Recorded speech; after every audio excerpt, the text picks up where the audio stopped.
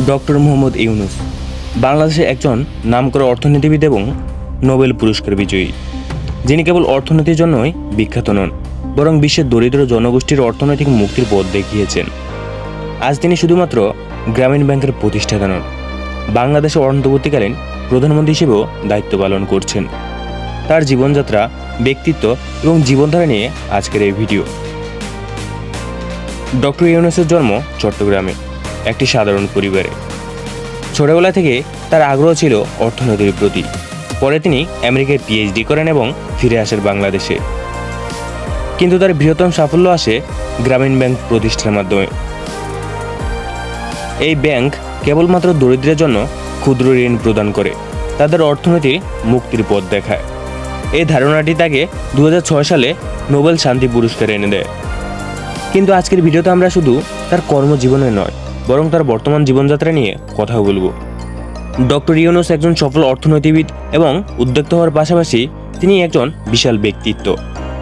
তিনি গ্রামীণ ব্যাংক ছাড়াও আরও অনেক সামাজিক উদ্যোগের সঙ্গে যুক্ত, যার মাধ্যমে তিনি নিজের কাজের প্রসার ঘটিয়েছেন। তার বর্তমান সম্পদের মূল্য প্রায় $100 মিলিয়ন বলে অনুমান করা হয়।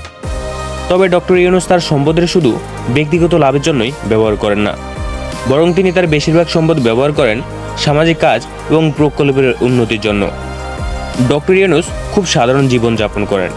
আপনি হয়তো ভাবছেন, এত বিশাল সম্পদের মালিক হয়েও তিনি বিলাসী জীবনযাপন করেন না কেন?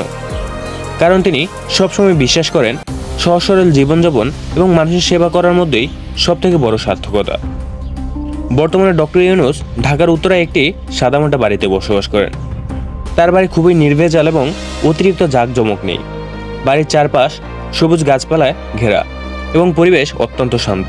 তিনি তার বাড়িতে সময় কাটাতে ভালোবাসেন, যেখানে তিনি তার বই পড়েন, লেখালেখি করেন এবং বিভিন্ন সামাজিক প্রকল্পের পরিকল্পনা করেন।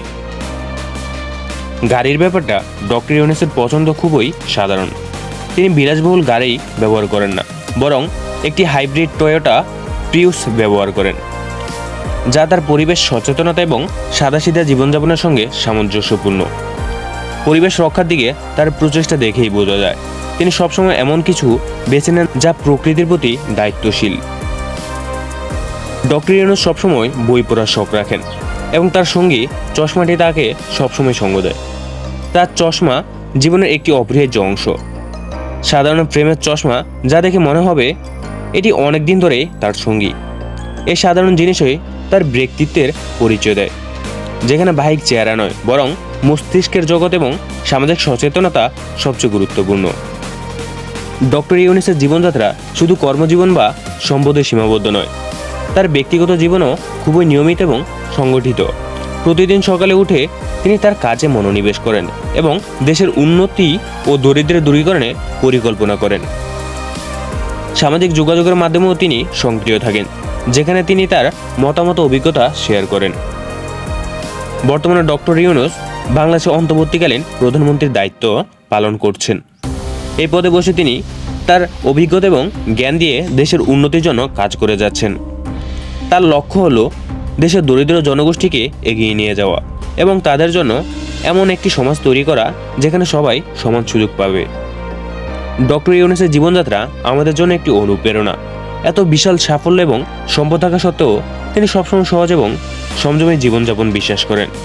তার জীবনের মূল মন্ত্র হলো সাদামাটা জীবনযাপন করা এবং মানবতার সেবা করা। আমাদের সবার জন্য এটি একটি শিক্ষণীয় উদাহরণ, কীভাবে জীবনের সার্থকতা ব্যক্তিগত সম্পদে নয়, বরং মানুষের কল্যাণের জন্য ব্যবহার করা উচিত। এই ছিল ডক্টর ইউনূসের জীবনযাত্রা সম্পর্কে কিছু অজানা তথ্য। যদি এই ভিডিওটি আপনাদের পছন্দ হয়ে থাকে তাহলে অবশ্যই লাইক করুন, শেয়ার করুন এবং আমাদের চ্যানেলটি সাবস্ক্রাইব করতে ভুলবেন না। ধন্যবাদ।